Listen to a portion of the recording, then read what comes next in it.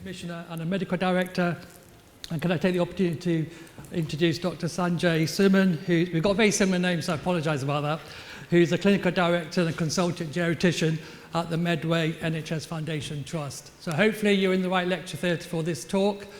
If not, please don't leave. Okay, that's just our disclosures.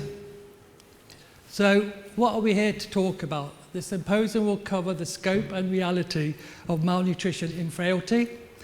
What are the clinical consequences of malnutrition in the frail patient? How can we in primary care identify that malnutrition in that frail patient? Looking at the red flags, and then something around managing the frailty and what we can do for that patient, and the importance of the MDT approach in practice. So now I want to hand over to my esteemed colleague to talk about, as a geriatrician, just talk about the scope and reality of malnutrition in frailty. Thank you. Thanks, Ajit. So hopefully you can all hear me. I'll not stand up, so we'll keep it a bit informal and sitting down. So I just wanted to start off with the context of malnutrition. What are we talking about? The numbers. So it's estimated that 3 million or just over 3 million people in UK have malnutrition, and majority of that population would be, you'll be looking after them. So they're all in primary care, majority of them. So the types of population that we look after in secondary care, nearly 40% of the people that we admit on our acute frailty pathway in hospital, they have malnutrition, and a similar proportion will be presenting to you as well. And when we look at this in context of health economy, nearly £20 billion per annum is spent on malnutrition and its related complications. So it's really quite important, not just from the individual point of view, but from societal point of view and from health economics point of view, if you like. Malnutrition doesn't exist in isolation. And here I have, in this slide, depicted how malnutrition acts as a driver for producing frailty and poor muscle health. Now, you would have heard the term sarcopenia. Have you all heard the term sarcopenia? Yeah? So sarcopenia comes from the Greek word, sark meaning flesh and penia meaning lack of. So sarcopenia is just lack of muscle, and basically that translates into poor muscle health. So you lose independence, you lose mobility, you're high risk of falls, and malnutrition is a key driver for sarcopenia, which in turn drives the aspects of frailty that I'll talk about in a minute. So I just wanted to start off with just a basic understanding of what is frailty, because you've heard that term a lot, right? I'll be very surprised if you haven't heard the term frailty. So this is the current understanding of what we mean by frailty. So if you look at this graph, right at the top are you guys, independent, healthy, yeah, exercising every day. And at the bottom, as you lose independence, is the baseline starting point for a frail person in that graph. Now, let's expose a frail person and a non-frail person to a stressor. And by a stressor, I mean an infection, dehydration, or a fall, or perhaps you prescribing a new medication, or perhaps that person moving to a new environment. These are all minor stresses. So you as fit individuals, you can see that if you are exposed to one of these stresses, you will have a little bit of a functional decline. I'm pretty sure many of you have reported off sick. I have reported off sick when I've been unwell, but we recover quickly. So you can see in the graph that the recovery phase is quick. And recovery is more or less complete for fitter, younger individuals or older people who are fitter as well. But if you look at the bottom graph, you can see how steep that functional decline is in the red dotted line that you can see on there. Moreover, the recovery is delayed and incomplete in many cases. And that really is the essence of frailty. Vulnerability to stressor, decompensation, delayed recovery, and often incomplete recovery. So I hope that's very clear to you guys, what we mean as geriatricians by frailty. So that's the concept of frailty. Now, I will be in subsequent slides coming to how we can actually objectively measure it. But before we do that, since the symposium is about malnutrition, I just wanted to ask you this interactive question, how confident you are at identifying malnutrition. So if you could vote now, I'll be grateful. Slightly confident, not at all confident, and fairly confident. So I think we kind of expect that, don't we? Because we don't think that, at least, you know, I'm speaking from my point of view, malnutrition is often viewed as a dietitian problem, is it not? Yeah? If you suspect malnutrition, I see nodding heads, you just send them to dietitian. So I'm hoping that as a result of this symposium, you will be more confident, if not fully confident, in diagnosing malnutrition. But I want to contextualize malnutrition in terms of frailty and poor muscle health. So I'll start off with frailty. Now, this is a busy slide, and I don't want you to read all of the content. This is just telling you what you already have at your fingertips. So you all have electronic frailty index embedded within your electronic health records. And the purpose of this slide was just to put the 36 deficits that the electronic health record already calculates in the background. You don't need to sit down with a clipboard to do this. You put in the data in your electronic health record and it codes for it. So that's how it's done. So the software automatically does it, and what it gives you is this. So these are the frailty categories that you have access to in primary care, whatever platform that you use in primary care. Have many people used it? Are you familiar with it? Yeah? I see some nodding heads. So that's mild, moderate, and severe. That's electronic frailty index. It's already available to you. But today, I want to introduce you to something called clinical frailty scale, which I'll come on to now. Has anyone seen this? Anyone? Oh yeah, very good, very good. So clinical frailty scale is perhaps the most widely used scale, not just in UK, but throughout the world.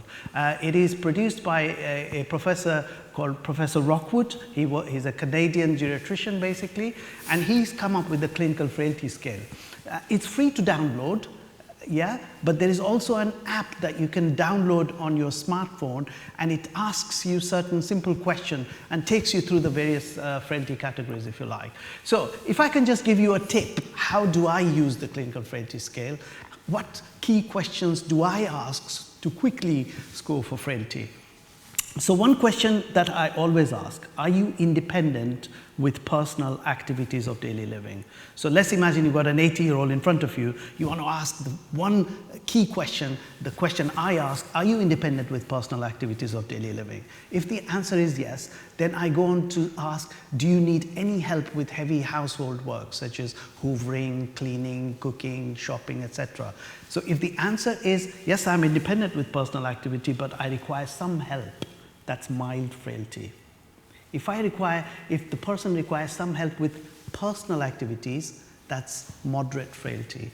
If that person is fully dependent on another person to provide personal care, that's severe frailty. Yeah? So does that help? And now you can download this, read about it, and use the app. This asks very similar questions to what I have just introduced. Now, this is an evidence-based tool. And what is recommended is that you use electronic frailty index as a screening tool. But if you suspect that there is frailty, you can use this tool to objectively diagnose frailty. Okay? So that's about frailty. Now, I started off saying poor muscle health. Now, I know that you are busy clinicians. We are all very busy. But I'm going to show you a simple tool which is on the right-hand side of this slide. It's called SARC-F questionnaire. Now, you can download this questionnaire too. It has some very simple questions that relate to a person's ability to carry out activities of daily living. It talks about ability to climb stairs. Talks about ability to carry shopping bags, etc. Now, if you score more than 4, then there is significant chance that the person might have poor muscle health or sarcopenia. Now, this questionnaire can be administered by anyone. It doesn't have to be a doctor. It could be your advanced nurse practitioner. It could be your pharmacist. It could be your paramedic doing a home visit, etc. Or you can post it in, to the patient if you suspect they have frailty, or you can ring them up. So it's amenable to a variety of ways in which you can screen for poor muscle health, which is a very strong predictor of underlying frailty. And to your left, I have suggested some population groups where you might target this, such as someone who's falling, someone with known frailty, and someone who's had recent admissions or functional decline. So these are some of the population groups that are at high risk of malnutrition as well as poor muscle health. So that's my introduction to frailty and poor muscle health. Now, MUST score. I'd be very surprised if you have not heard of the MUST score, but I don't know if any of you actually use it in clinical practice. I have started using it in clinical practice because I've been very aware that malnutrition has a very high prevalence in the frail older population. So amongst the population that's malnourished, about 2/3 will have frailty and poor muscle health. So therefore, it's really important to be familiar with this tool. Step 1 is the BMI score. If you score less than 20, you get 1 point. If you score less than 18.5, you get 2 points. Second is the weight loss. If you've lost 5%, you get 1 mark. If you've lost between 5 to 10, you get 1 mark. And if you've lost more than 10% of your body weight, you get 2 marks. And the third one is the ability to eat due to impact of an acute illness. If you're not able to eat because you're acutely unwell, you get a point there. And the scoring system works like this, that if you score 0, obviously you're healthy, you just educate them. But 1 or more is the alarm bell. 1, you need to do something because the person is on the way to malnutrition. And 2, you definitely need individualized nutritional support. So hopefully that's something that is familiar to you. Now, Sanjeev, what does it mean for a patient in primary care? Thank you, Sanjay, and thank you for very quickly summarising all the tools that we could be using in primary care. Let's just take you on a patient journey. So meet Jean. Jean is an 82-year-old lady. You all recognise this in your general practice. She's recently been discharged from the hospital and she's suffering from dysphagia.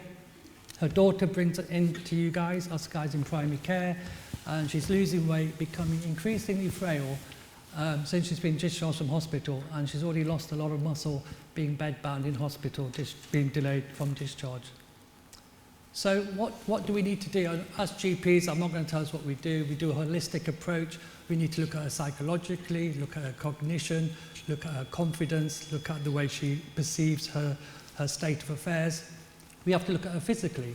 We have to see what physical dysfunction she's got. Is she able to do daily activities of living? Or, is she able to do the stuff around the house? Has she got the confidence? And then we have to look at functionality. And I think we talked about the question that I think Sanjay said very well. If the patient needs help, that's frailty. If the patient can work independently, that isn't. And again, social isolation. And we see this all the time. They ring us in general practice because they're socially isolated. They're ringing 111, the Samaritans. So just pick up on the physical points. I think as clinicians, we'll be looking at multimorbidity. We'll be looking at medication side effects. And Sanjay and I were talking outside about sometimes how cutting down medicines is better for these patients and continuing adding. We have to look at a risk of falling, as has been mentioned, and bone health. As we know, as we get older, our immune system gets weaker, and we also know that we get this aging of inflammation that starts damaging our organs. Dental health. We talked about sarcopenia. I like the new word muscle health. And we have to look at the fact that as we get older, we start eating less, and that can become quite a problem, leading to malnutrition in frailty. There's a massive psychosocial aspect to frailty, as we all know. Our mobility can be affected, the cognition state is affected. Cultural differences, some people live in big families, some people live on their own in care homes, and actually how wealthy you are has a big effect on how well you look after your frail condition. Psychological well-being, we've talked about social isolation, what are support networks around us, and I know this takes a lot of time in primary care, and just what is our attitude towards our frailties. So we have so much to cover in there. I just want to go back to my geriatric colleague, Dr. Suman's Sanjay, and we've got very similar names. Just give us some tips on how we can manage this patient in secondary care, in primary care in the community, sorry. Thanks, Sanjeev. I think the patient's journey from primary to secondary care is the complete journey, and I think we should be working more collaboratively to perform what we call a comprehensive geriatric assessment. Nothing less than a comprehensive geriatric assessment will do. As Sanjeev has highlighted, the multiple comorbidities, the multiple problems that these frail individuals will have. They will not come to you with, they might present to you with a single problem, with the commonest one being fall, but actually when you lift the hood and perform a complete MOT, you'll find deficits in medical, physiological, social, and psychological domains. And these are the domains that I've listed on the left-hand side there on the slide. Now, the purpose of this is to do it in a multidisciplinary way, so that you then begin to build a problem list. We do need to get a multidisciplinary team that works cohesively together and is patient-centered, so that you come up with an individualized management plan, which is very familiar to you in any case. This is something that you do routinely. Now, the aim should be personalized. What is important to the patient? Is it to get the dog out for a walk? Is it to go and visit the family? Or is it to go and play bingo or play bowls? So whatever the person gets enjoyment is the quality that we are after later in life. And there is a bunch of things I've listed there. They will have multiple comorbidities that will need optimization. Medication review, we talked about that actually less is more. For frail older people, because towards the end of life, the side effect profile is much more than the benefit, so you have to do that risk-benefit analysis.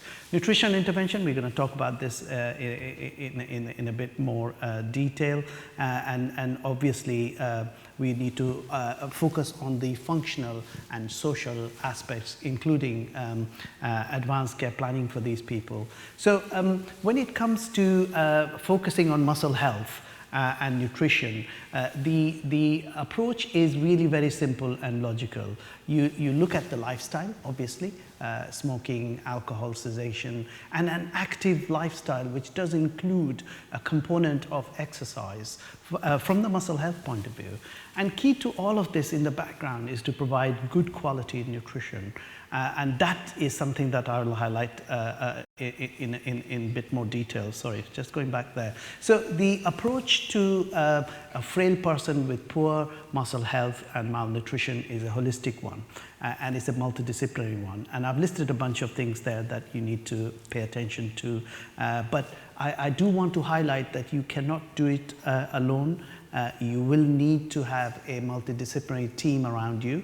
It could be specialist nurses, dietitians, pharmacists, and anyone else. And not forgetting the social services side and also the voluntary sector, because many of these people will be going to Age UK and other voluntary sectors may be involved in this. So a holistic approach, a comprehensive approach, looking at focusing on nutrition, but also not forgetting about the other lifestyle changes that the person may need to make. So what is the approach that we're going to take? Now, optimizing nutritional intake can take various forms.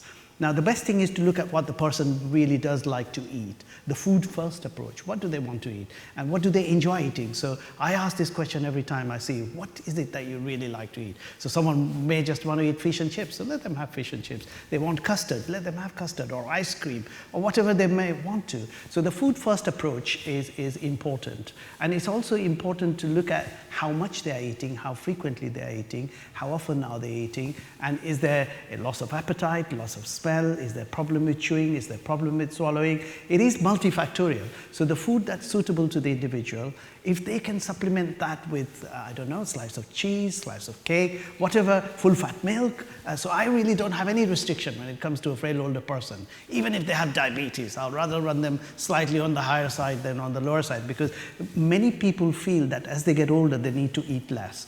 And evidence suggests that between the age of 40 and 70, there is almost a 30% decline in the total amount of food consumed. So we really should be encouraging people to eat normally and healthily, no matter how old they are. So the food first approach, there is evidence behind that it works, it is cost effective as well, and it should be the first approach. However, in someone who is malnourished and frail and has poor muscle health, maybe that's not going to be enough. So what are we going to do?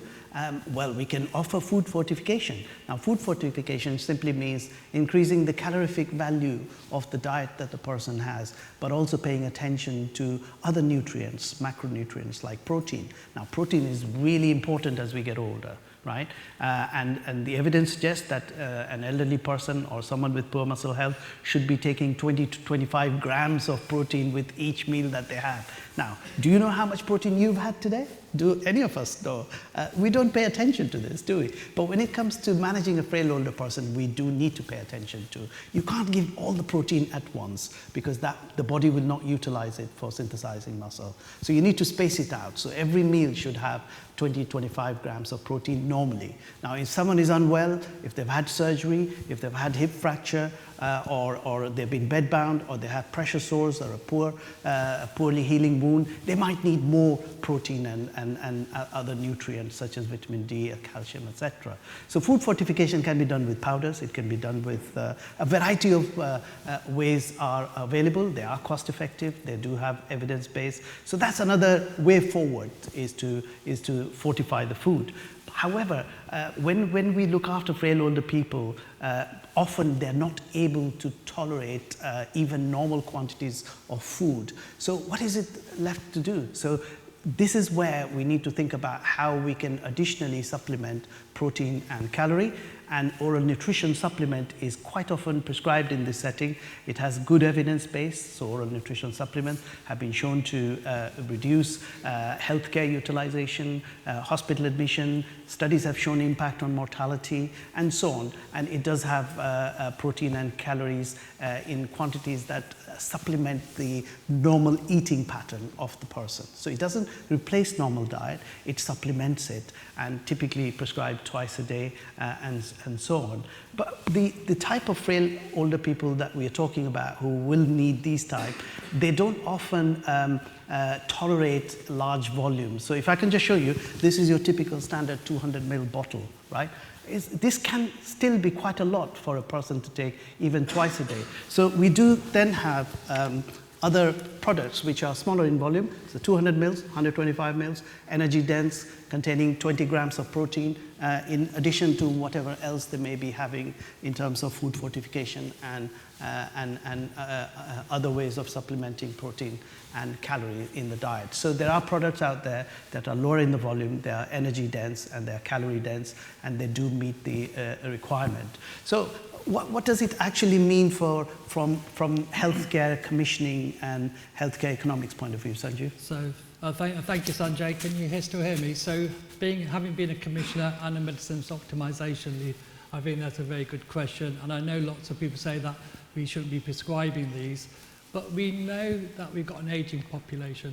We know ICSs should be looking at population-based healthcare. They should be proactive rather than reactive. And if we're not proactive, we're going to end up with patients seeing you guys and district nurses. So we know that if you're over 80 to 85, about 25% will have moderate to severe frailty. If you're between 85 and 90, 30, a third. And if you're above 90, almost half of those patients will have some kind of severe to moderate frailty. And when you look at the costs, I mean, we have to go back to the ICSs. In my day, CCGs, PCNs, primary care level, that once you get to moderate and severe frailty, you start costing the NHS 3 to 4 times more than the same person at that age who's fit and well. And I think we sort of got it wrong sometimes. I think we should be prescribing appropriate nutrient supplements to keep people healthy and not make them better. So what happens to Jean's frailty story? This is a story that we've seen all the time. She ends up not being put on any food supplements. She ends up losing weight. She becomes more frail. She keeps contacting the GP practice multiple times. She's got increased district nurses going around. She's got increased social care. And that's all because no matter what we've done for her, she's not had the nutritional intake to get herself better, fitter, do exercise, go out and do daily activities of living. So what does she do? She has multiple NHS touch points, as we've all seen.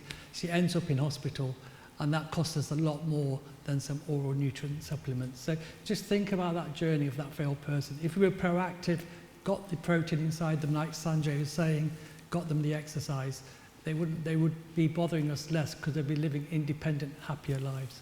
But what does that mean? I just want to take this a bit away from just about her, because we know that if we do proactive care, the NHS has an ambition to be carbon neutral by 2045.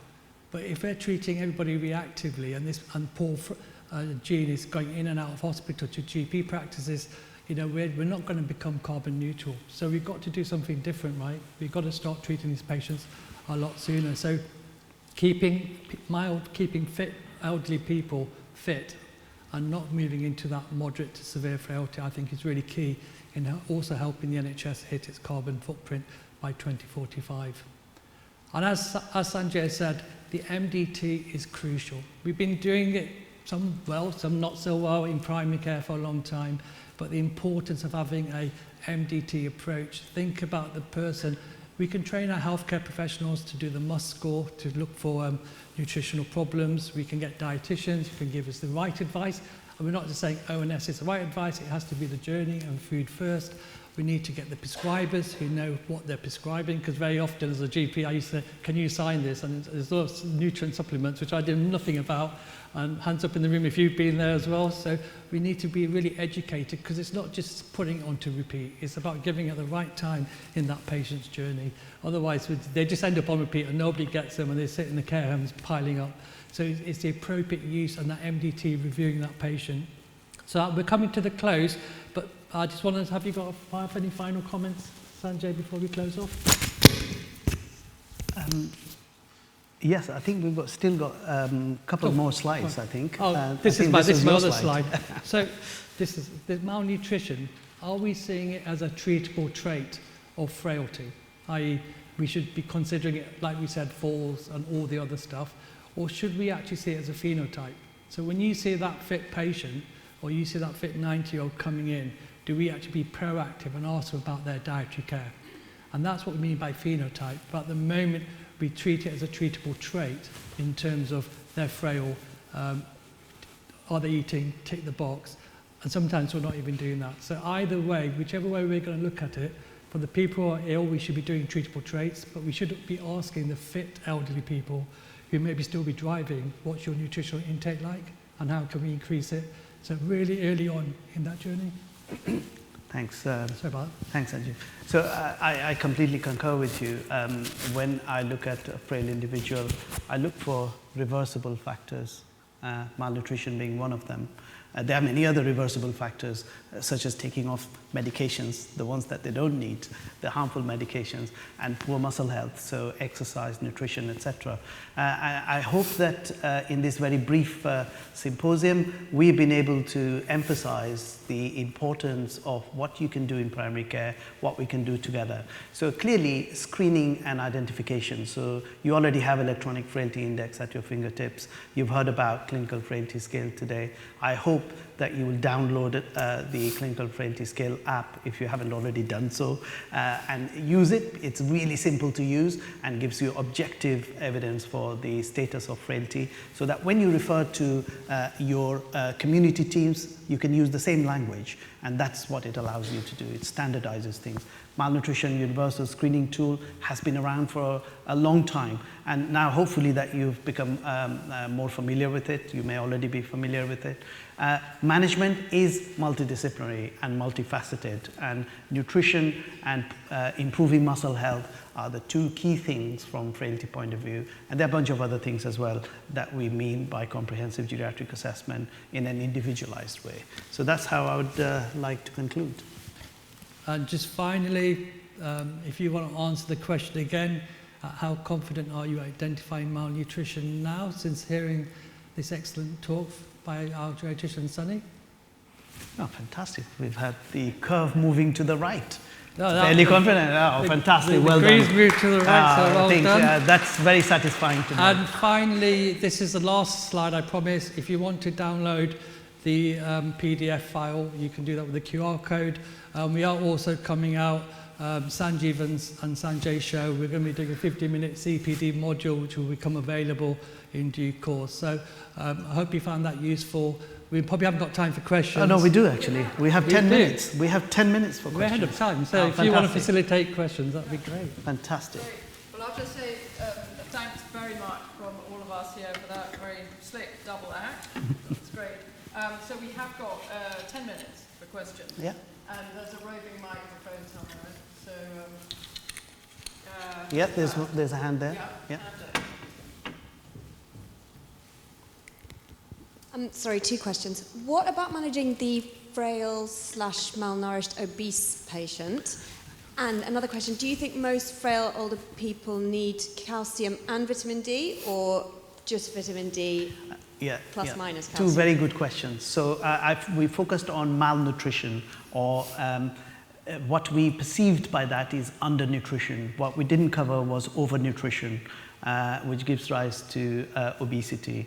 Now, there is a term called obesity sarcopenia or sarcopenic obesity.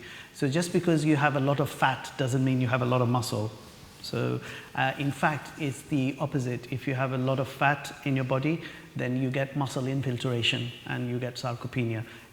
And that gives rise to frailty. So obesity frailty syndrome, or obesity sarcopenia frailty syndrome is very well established. And we didn't cover that in more detail because we wanted to focus on undernutrition, which is much more of a problem when we see frail older people. But you're absolutely spot on. There is a proportion that has obesity as well. Just to add to that, we could add that to the CPD module. Yeah, we could. Because that's a very important point. That's a very important point to cover.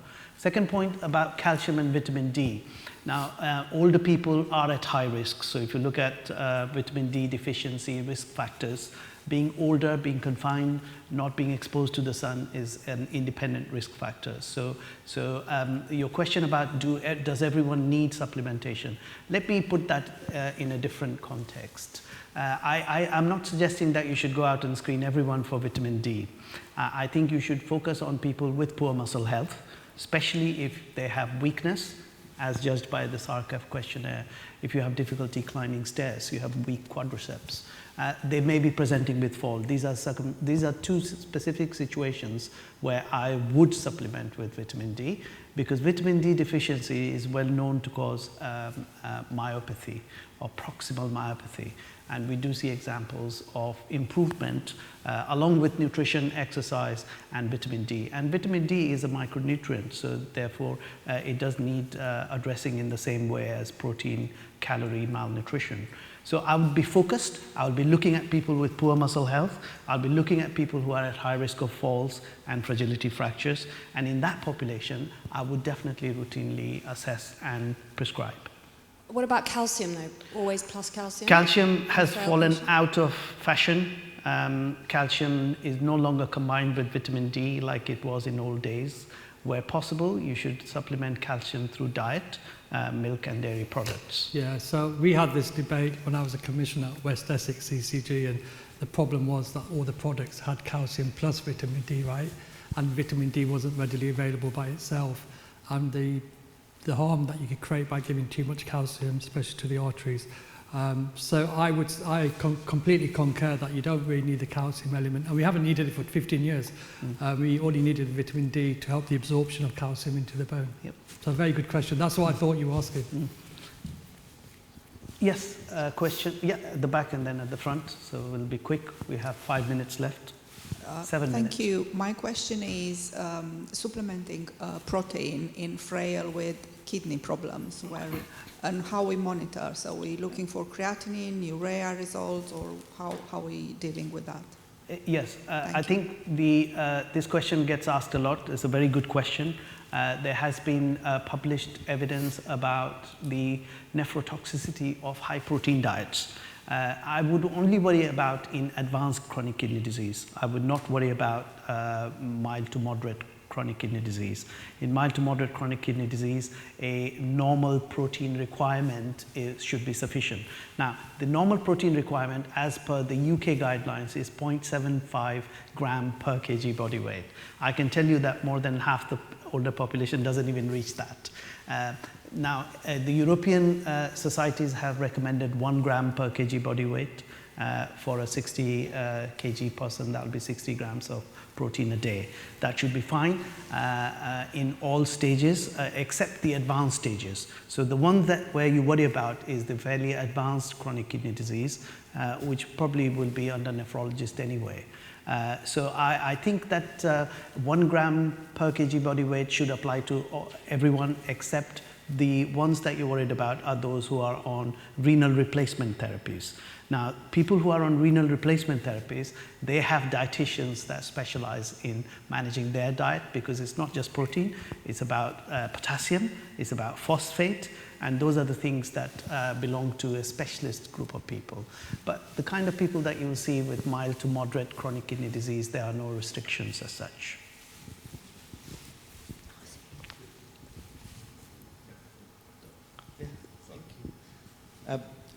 One of my questions is, what are the markers of malnutrition? You know, we talked about vitamin D. What other tests would you do to sort of check, or would you just go for replacement? And what's the role of appetite enhancers in this subject? Yeah. So, are you after a blood test for malnutrition? I thought you might be. Now, what I would say is that the clinical diagnosis would suffice in most cases, because you will have someone with a high MUST score in front of you, okay? And MUST score is very sensitive and very specific in these situations. You will have someone who will tell you that they've been losing weight. You will have someone with muscle weakness that you can objectively test after SARC-F. Once you've done that, you can look at other nutritional deficiencies that may come up in blood tests. Person may be anemic because they are concomitantly deficient with B12, or iron deficiency is quite common. So quite often malnutrition will exist with other micronutrient deficiencies, such as iron and B12, for example. So the person may be anemic. That's one thing that we see quite commonly. Now, albumin is a very difficult one for me to recommend as a marker, lab marker, because albumin can fall during an acute illness. But in malnutrition, there has been studies showing low albumin. I'm not recommending that you diagnose malnutrition clinically and then follow it up with a confirmatory blood test. That's not how it should be. You suspect clinically in people who are losing weight. You suspect people in malnutrition in people who have functional decline. You suspect it in people who have increasing care needs. So these are the population groups where you'll be focused on. So the challenge I would add is, by the time you've got abnormal blood biomarkers, it's probably a bit late in the day. I go back to, do you see this as a treatable trait? So do you see, I'm treating a failed person and trying to make them better?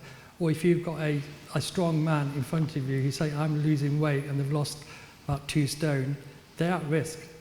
They're just going from a different level, right? A bit like COPD. So it's about identifying which patients should be going to the dietitian. I'm not saying put them all on ONS, but if you've got someone in the early stages saying, I'm not feeling very hungry, I'm not eating, I'm losing weight, is get that dietitian assessment sooner, do the MUST score. Because early intervention is probably going to be beneficial for that patient. Is there any merit in monitoring those things like albumin, creatinine? No, I think that here you will monitor the dietary parameters, and I think those that need individualized nutritional supplements, that's what the dietitians will be monitoring in any case. How much are they eating? What's the calorie content? What's the protein content, etc. You did have a second question as well. Appetite enhancers. I think there is no role for appetite enhancer. I have not seen any evidence to that effect. I think the only thing I can recommend from sort of a reasonable practical point of view is if they increase their physical activity, they are probably likely to be more hungry. But there is no role and there is no evidence-based drug at the moment to stimulate appetite. So when I was training, this was a long time ago, some geriatricians used to use small dose of steroids. I'm not recommending that at all. Okay, I'm not recommending any appetite stimulators here. You know, I think we should go back to the old days on a funny note. Do you remember on the ward run when they used to have Guinness and sherry? And they used to go around half an hour before.